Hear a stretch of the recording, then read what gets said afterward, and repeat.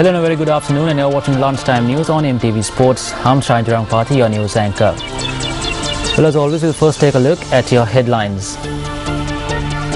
The Indian government released 7 Sri Lankans detained at special detention camps in Tamil Nadu. Election posters pasted on buses to be removed.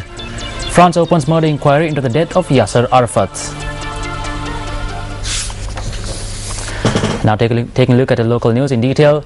The Indian government has announced that it will free 7 Sri Lankans who were detained at special detention camps in Tamil Nadu. The BBC reports that a fast was commenced around 20 days ago, urging the release of Sri Lankans detained at the Vengalpatti and Poonamali special prison camps. Moreover, demonstration in support of the fast was commenced by the MDMK party. The BBC adds that it is believed that there are at least another 40 Sri Lankans being detained at these camps.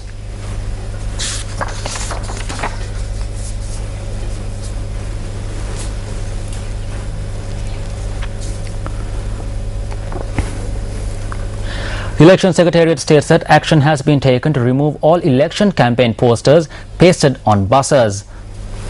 Elections Commissioner Mahinda Deshapriya said that the department has received complaints that election posters have been pasted on buses.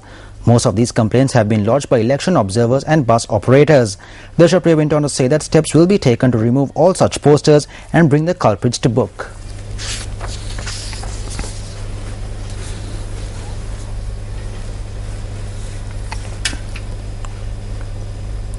The Ministry of Petroleum Industries states that the Ceylon Petroleum Corporation has sufficient stocks of fuel. Issuing a release, the ministry has said that in addition, a vessel carrying another 35,000 metric tons of fuel is to arrive at the Colombo port today. Now, the release issued by the ministry notes that thereby there will be no shortage of petrol or any other fuel as the CPC has sufficient stocks. However, the Secretary of the Jatika Sevaka Sangame of the CPC, Ananda Palitha, alleges that information has come to light that fuel stocks at the CPC are running low. Now moving to more local news, Minister of Economic Development Basil Rajapaksa says that 1,100 tanks in the Anuradhapura district will be renovated before the end of the present harvesting season. Now the minister expressed his view at an event held in Galnava yesterday. Renovation work on the Verunkulama tank in Nagama, Galnava began yesterday under the auspices of Minister Basil Rajapaksa.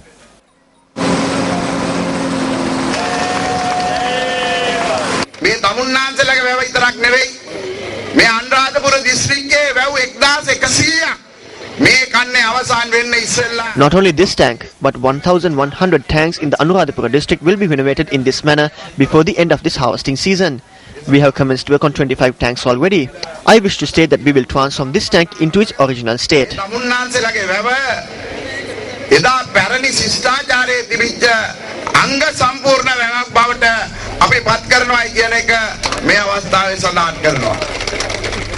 Opposition leader Ranil Wickremesinghe says that the free education system is in a mess.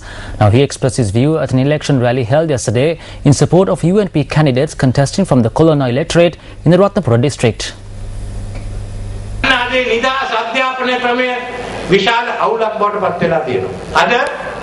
Today the free education system is in a mess. There is no primary education. You cannot enroll a child to a school because you have to pay for it. This is a state of free education.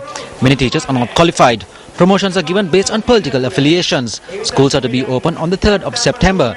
If the level papers are to be marked, schools will have to be closed again. Lecturers have serious issues. The reason for this is that the total amount spent on education is less than 2% of GDP.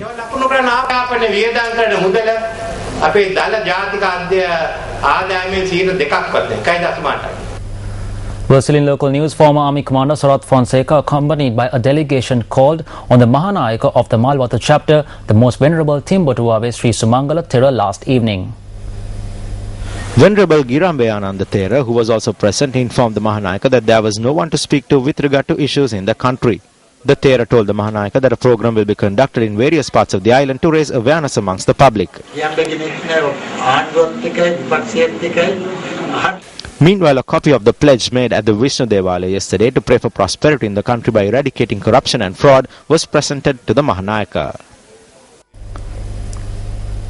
The All Island Graduate Teachers Union says that it has not decided to boycott the GCE Advanced Level Examination paper marking. This was revealed at a media briefing held yesterday. The Teacher unions are coming forward in support of the lecturers who are demanding a salary increase. But for 18 years, we have not seen a single demonstration calling for the implementation of decisions to remove the salary anomalies of principals. We have not decided to boycott advanced level examination paper marking, but we may reverse the decision if the authorities do not treat us in a fair manner.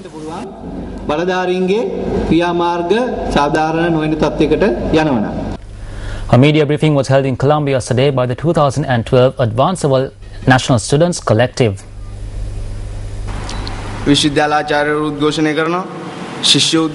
University lecturers are protesting, students are protesting, the country is going astray, the confidence in the education system has been destroyed. The question we need to ask is, when will our results be released? Will it be in January, February? No, it will take at least the month of May for the results to be released. So when are the students sitting for the second time supposed to start their tuition? This is ridiculous.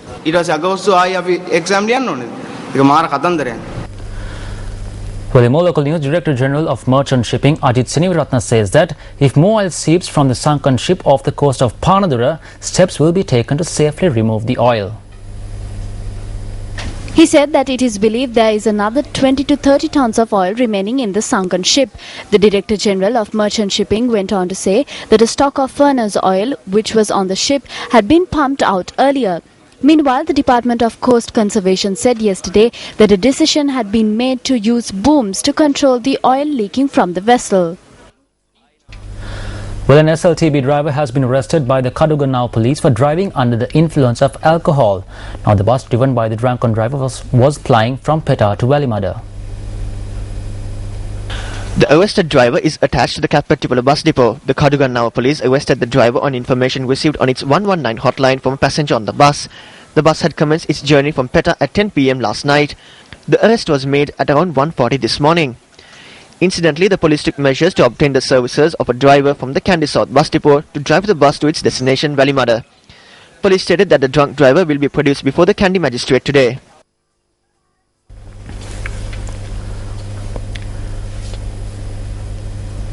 A program has been launched in Gangawata corridor to uplift the health and nutrition of the people in the area. Now, the program was initiated by the chairman of the Gangawata Korle Pradesh Sabha, Kamini Vijaya Bandara. The inaugural program was held at the Talatoya District Hospital yesterday. Herbal drinks were provided to the OPD and in-house patients at the hospital as a part of this initiative. A number of leaflets were donated to the hospital to raise awareness on prevention of dengue.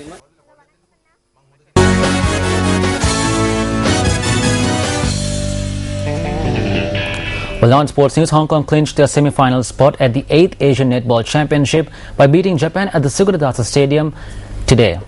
The first match of day 5 of the Asian Netball Championship today saw Hong Kong take on the Japanese. Hong Kong led the first half 36 points to 6. The ladies from Hong Kong continued their dominance in the second half as well and went on to win the match 61 points to 22, booking the spot in the semi-finals.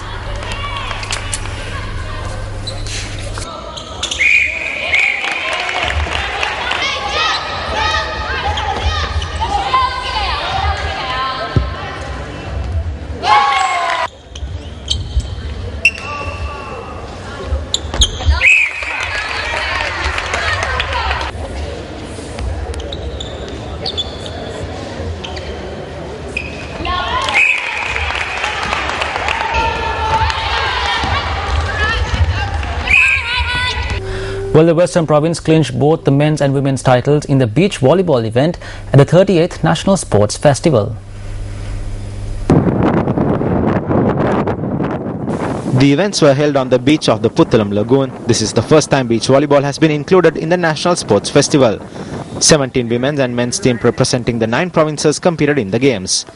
Battling for the men's title, the Western Province A and B team competed against each other, with the Western Province A team winning the game 2 rounds to 0. The scores were 21-15 and 21-19.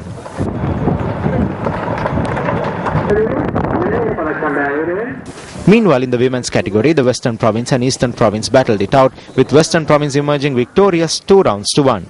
The first round of the game was won by the Western Province with the score 21-9, while the second round was dominated by the Eastern Province 21-19.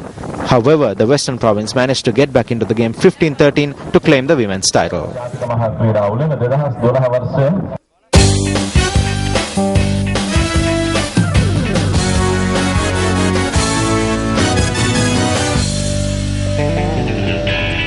Well, thank you for watching Lunchtime News on MTV Sports. Please do join us again at 1:55 for more of the very latest. I'm Shahan Jarampati. You take care and have a good day.